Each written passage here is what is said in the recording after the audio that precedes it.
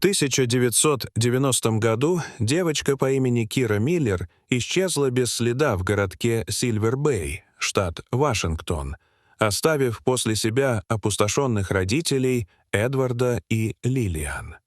Более 2 десятилетий они жили без ответов, терзаемые надеждой и болью. Но 22 года спустя Эдвард перелистывал старый школьный альбом Киры и заметил нечто, что перевернуло все их представление о прошлом.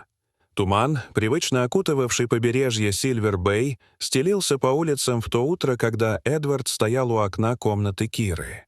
Он смотрел на маяк, вдалеке возвышающийся на фоне океана, и вспоминал день ее исчезновения. Комната оставалась нетронутой, как будто Кира вот-вот должна была вернуться. На стенах все еще висели постеры ее выпускного, стол завален тетрадями и книгами, а шкаф по-прежнему полон одежды. Накануне он и Лилиан после долгого разговора решили, пора отпустить. Они договорились разобрать вещи Киры, пожертвовать то, что может пригодиться другим, а остальное — отправить на чердак. Эдвард открыл окно, впуская прохладный утренний воздух, который тут же поднял облачка пыли.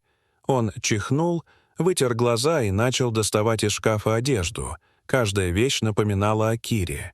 Ее любимый зеленый свитер, платье для выпускного, джинсы с заплатками, которые она сшила сама. Разбирая школьные принадлежности, он наткнулся на выпускной альбом, который, к своему удивлению, никогда прежде не листал. В те первые мучительные дни исчезновения дочери он и Лилиан не могли вынести ни единого ее изображения. Эдвард сел на кровать и начал листать страницы, пока не нашел портрет Киры. Она улыбалась с надеждой и светом в глазах. Рядом была фотография ее лучшей подруги, Ханны Прескотт. Эдвард вдруг понял, что с тех пор, как Ханна перестала навещать их спустя несколько месяцев после исчезновения Киры, он о ней почти ничего не слышал. Листая дальше, он нашел краткие профили учеников. В разделе Киры была написана благодарность родителям, учителям и Ханне, а в конце — странная запись. «Ханна, не забудь вернуть мой таинственный сад, классическое издание с иллюстрациями. Твоя старая ведьма любит тебя навеки». Эдвард улыбнулся сквозь слезы. Он начал искать книгу среди вещей, но не нашел. В голову пришла мысль. А может, она до сих пор у Ханны? К его удивлению, в альбоме был написан номер телефона Ханны с припиской «Звони в любое время». Он знал, что прошло слишком много времени, но все же набрал номер. Тем временем в дом вошла Лилиан с продуктами. Увидев книги и тетради по всему полу, она остановилась. «Мы же договорились убрать, а не разворошить все заново», — сказала она, напряженно глядя на Эдварда. Он объяснил, что нашел альбом, и вспомнил о книге. Лилиан, немного смягчившись, сказала, что иногда видит Ханну. Та теперь живет неподалеку в трейлере, у северной границы города. «Если ты хочешь поговорить с ней, иди. Только, пожалуйста, не дави. Это было тяжело, и для нее тоже», — сказала Лилиан. Через полчаса Эдвард уже ехал по прибрежной дороге к месту, где, по словам жены, стоял трейлер Ханны. Он нашел ее.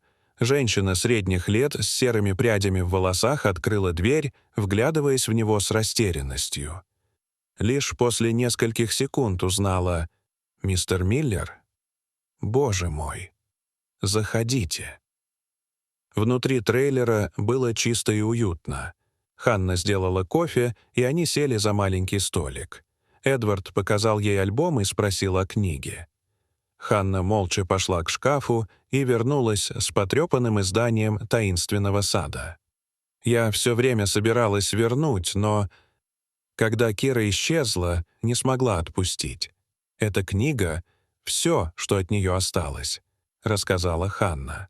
Она открыла книгу, и между страниц выпала вырезка из подросткового журнала, фотосессия с юношей, которого Эдвард узнал.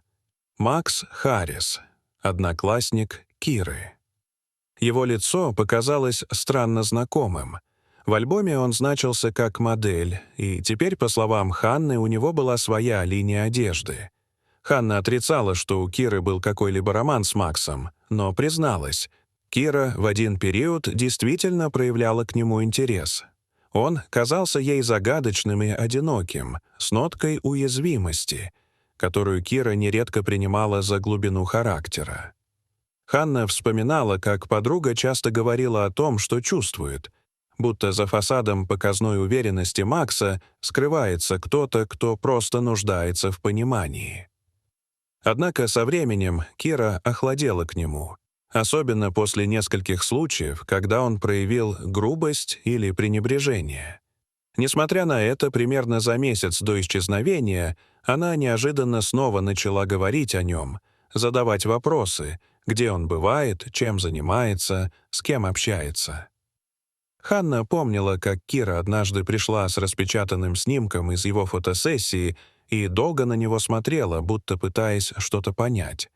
А потом напрямую попросила: «Покажи мне, где он живет. Я просто хочу увидеть это место своими глазами». Эдвард поехал по адресу, который Ханна нашла в чате выпускников. Дом Макса был роскошным, и когда Эдвард подъехал и постучал, Макс, узнав, кто перед ним, мгновенно напрягся. «Я уже все говорил полиции. Я с ней был едва знаком», — резко заявил он. Но в его тоне и поведении было что-то испуганное. Позже, когда Эдвард вернулся в город, он случайно увидел Макса с лопатой, коробкой и букетом белых гиацинтов, любимых цветов Киры. Он проследил за ним до уединенного места на утесе и стал свидетелем того, как Макс закопал коробку, произнеся: «Теперь ты можешь забрать их, Кира». Эдвард вызвал полицию и позже сам выкопал коробку. Внутри были письма, фото, распечатки сообщений, маленькая вязаная кукла. Одно письмо, подписанное Максом, заканчивалось признанием: «Прости, я не хотел убивать тебя. Я просто не мог тебя отпустить». Спустя несколько часов после ареста Макса и обнаружения тайника с письмами и фотографиями полиция продолжила осмотр территории вокруг того места. Судебно-криминалистическая группа обратила внимание на участок земли недалеко от тропы, где почва казалась недавно нарушенной. После предварительной экспертизы и согласования с детективами начались раскопки. На глубине чуть более метра были обнаружены человеческие останки, завернутые в старое одеяло. Вместе с ними лежала выцветшая футболка с логотипом университета, в который Кира собиралась поступать, а также кулон в форме ракушки, подарок от родителей на день рождения. Патологоанатом подтвердил, что, вероятнее всего, это и есть Кира. Эксперты аккуратно задокументировали находку, а затем останки были отправлены на окончательную судебно-медицинскую экспертизу, которая должна была дать официальный ответ. Эдвард, стоявший в стороне, наблюдал за происходящим в полном оцепенении, сжимая в руках альбом дочери. Он знал, правда, наконец, нашлась. На похоронной церемонии собрались все, кто знал и любил ее. Белые гиацинты образовали цветущий сад. Ханна положила в гроб старую книгу. Кира, наконец, упокоится. В памяти друзей и в сердцах своих родителей, которых она так любила. Дорогие зрители, что вы думаете об этой истории? Расскажите, пожалуйста, в комментариях. А если вам понравилось это видео, то ставьте лайк и подписывайтесь на наш канал. До свидания.